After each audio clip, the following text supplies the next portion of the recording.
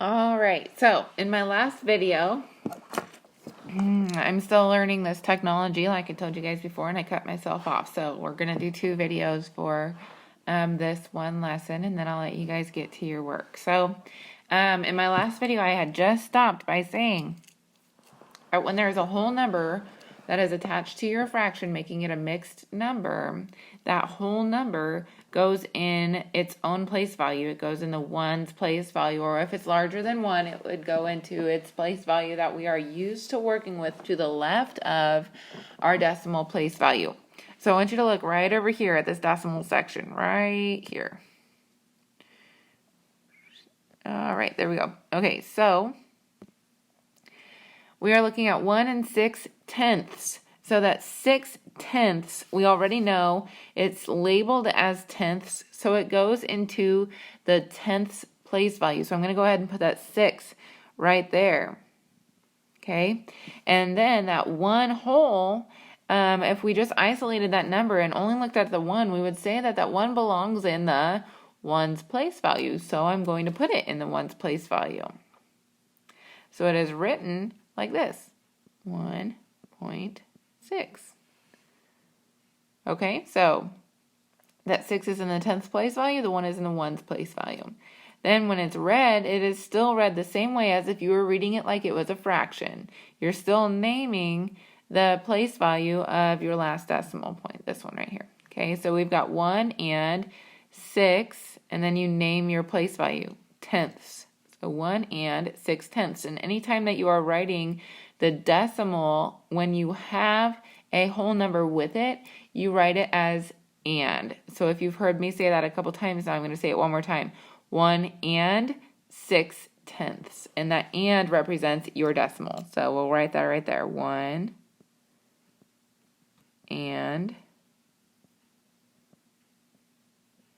6. I'm going to have to go down here. Tenths.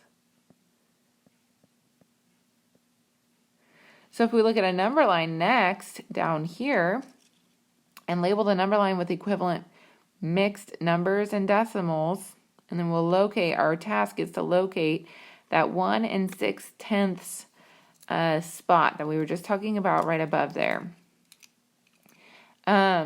This is not going to be any different than what we did before, because you can see right here that we're starting with 1 0/10. So if you just imagine it as though we started with 0/10, it's the same thing, except for every single time we're going to have the value of 1 attached to each one of those fractions.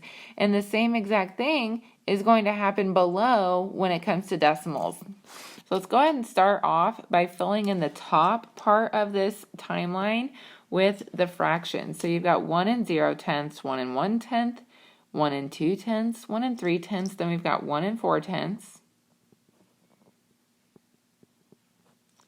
1 5/10, 1 6/10,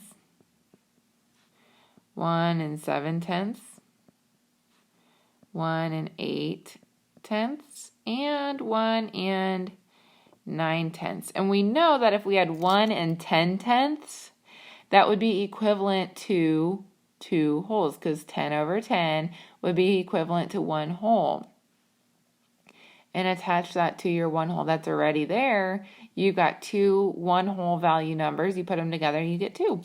So let's look down here at our decimal part. We've got 1.0 is the equivalent decimal to the 1 0/10. So next we've got 1 1/10, and that is that 1 goes in the ones place value, and is this decimal spot 1/10, and that 1 just goes into that tenths place value. So you have 1.1.